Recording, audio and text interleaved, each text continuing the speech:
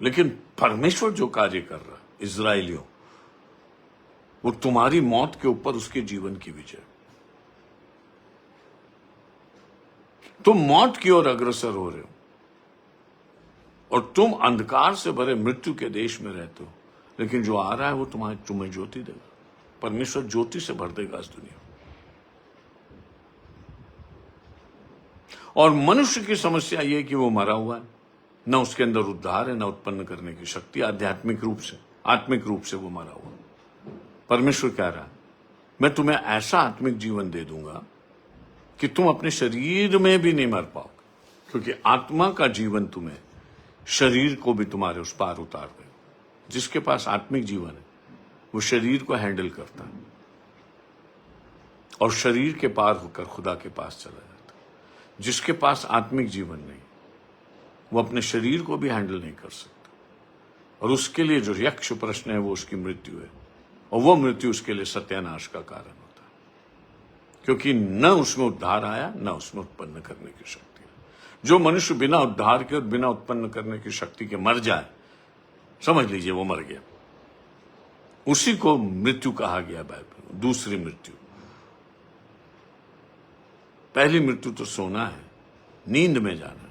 दूसरी मृत्यु आग में जाना। और जिसके अंदर उद्धार और नव सृजन नहीं है वो आग में जाएगा। लेकिन परमेश्वर कह रहा है, मैं इजराइलियों को, जो एक मृत लाश के समान है, जो हड्डियों की तराई के समान है, मैं उनको जीवन दूंगा। क्या कहता हूं? तेरे मरे हुए लोग जीवित होंगे, मुर्दे उठ खड़े होंगे।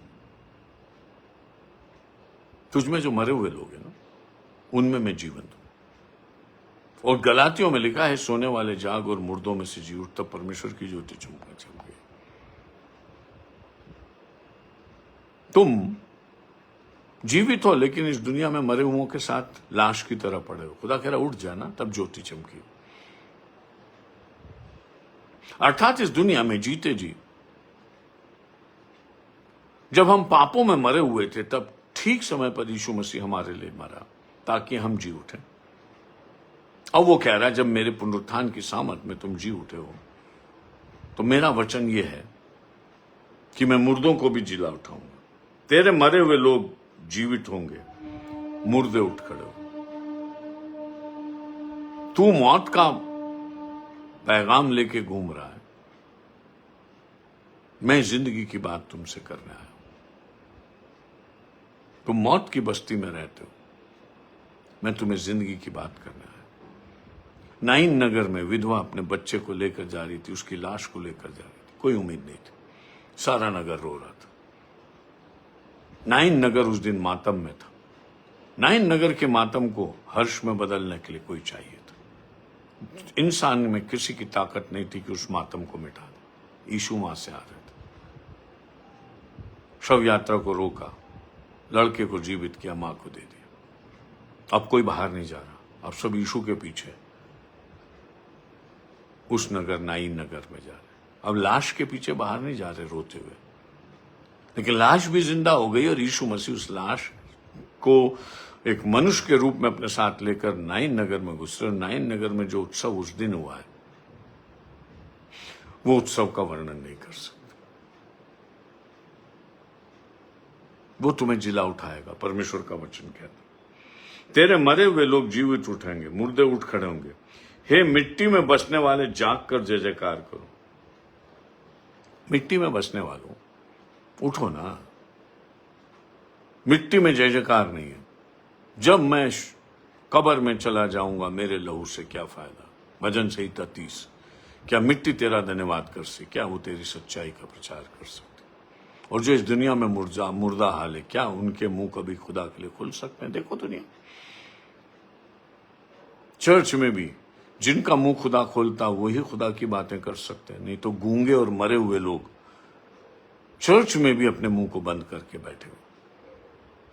जो खुदा का नाम नहीं ले सकता, उसका प्रचार नहीं कर सकता, जिसमें उद्धार नहीं है, जिसमें लोगों को उत्पन्न करने की शक्ति नहीं, वो मुर्दा है। और परमेश्वर मुर्दों का परमेश्वर नहीं, वो जीवितों का परमेश्वर, वो जीवन देता है। और लिखा है, हे मिट्टी में बसने वालों, जाग कर जय जयकार। इजराइल का अंतिम जय जयकार अद्भुत जय जयकार हो। एक तरफ विश्व की सेना एक एक को चुन चुन के मारने की कोशिश करेगी और दूसरी तरफ आत्म जागृति आएगी और लोग यहोवा का जय जयकार करें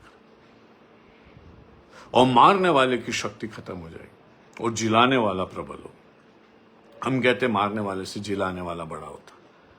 कहीं भी लगा दो आप, एक्सीडेंट में लोग बच जाते हैं, बहुत ऊपर से गिर के कोई बच्चा बच गया, हमने कहा मारने वाले से बचाने वाला बड़ा। उसको उधर तो अप्लाई कर लिया, इधर भी तो करो कि पूरी मानवता जो मिट्टी में मिली हुई है उसको बचाने के लिए कोई इस दुनिया में आया और मारने वाले से बचाने वाला बड़ा। हालेलुया। यशाया क्या अद्भुत वचन कह रहा और सारी मानवता के लिए कह रहा है, केवल इजराइल के लिए नहीं कह रहा। और अंत की बात कर रहा है, जब मुर्दे जी उठेंगे और सब प्रभु से मिलेंगे। कहां है ये संदेश दुनिया में? केवल उसके पास है जो जीवन का धारण करते हैं। क्योंकि तेरी ओस ज्योति से उत्पन्न होती है और पृथ्वी मुर्दों को लौटा रही। तेरी ओस ज्योति से उत्पन्न होती है। ज्योति और ओस का बहुत सीधा संबंध लिखा है। पृथ्वी बेडौल और सुनसान थी और उस पर गहरे जल पर यहोवा का आत्मा मंडराता था। और परमेश्वर ने सबसे पहले कहा उजियाला हो। फिर उसने पृथ्वी और जल को अलग किया और वहां लिखा है पृथ्वी रोज ओस से सींची जाती थी। न आदमी था न कृषि थी, लेकिन परमेश्वर फिर भी भूमि को सींचता था। क्यों? मेरे और आपके इंतजार में सींच रहा, मेरे और आपके लिए वो दुनिया को सजा रहा। और ये परमेश्वर के जीवन की ज्योति है जो पृथ्वी को ऐसा रूप दे देती है कि उस ज्योति की ओस इस पृथ्वी पर पड़ती है। हालेलुया। गहरी बात है, समझ लोगे तो बहुत आशीष। परमेश्वर की ओस उसकी ज्योति से निकलती है। ज्योति जीवन की उम्मीद है, ज्योति जीवन की आशा है, ओस पालन पोषण की आशा।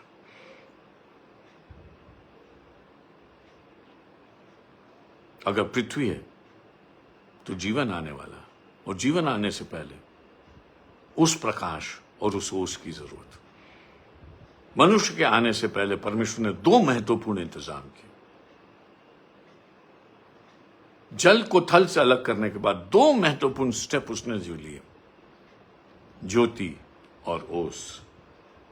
तेरी ओस ज्योति से उत्पन्न होती है। जब ज्योति आती है तो बरकत की ओस गिरती।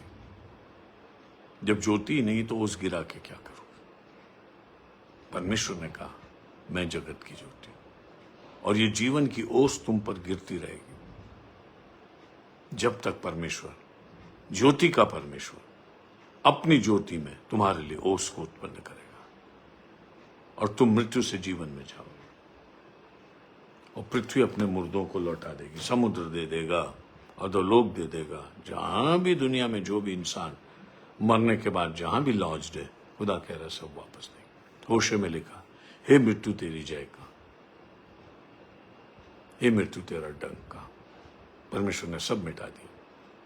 और यही पहला कुरिन्थियों 15 में लिखा है, जय ने मृत्यु को निगल लिया। ये यशाया कह रहे हैं 750 साल पर। और आज का मजमून, जो धर्म का मजमून है, वो ये, जय ने मृत्यु को निगल लिया। और यहां तक अगर आप अपने धर्म में, अपने विश्वास में नहीं पहुंचे तो आप उस मुर्दे के समान जिसमें जीवन नहीं। आप उस फेक रिलीजन में जिसमें पीड़ाएं तो होती, कुछ उत्पन्न नहीं होता। मनुष्य में भारी संभावना है, उद्धार और नवसृजन की संभावना है मनुष्य में है अगर वो प्रभु में है। और वो मृत्यु से पार होकर जीवन में प्रवेश कर चुका। जिसके अंदर उद्धार और नवसृजन है उसने मृत्यु को निगल लिया। और यीशु की जय में अब मृत्यु कहीं नहीं रही। इस पर और अध्ययन करेंगे। प्रभु आशीष दे। आज की बात यहां समाप्त करेंगे, कल इससे आगे देखने की कोशिश करें। हमारे प्रभु यीशु मसीह का अनुग्रह, पिता परमेश्वर का प्रेम और पवित्र आत्मा की सहभागिता हम सबों के साथ अब से सदा सर्वदा होती रहे। आमीन। सभी को जय मसीह की।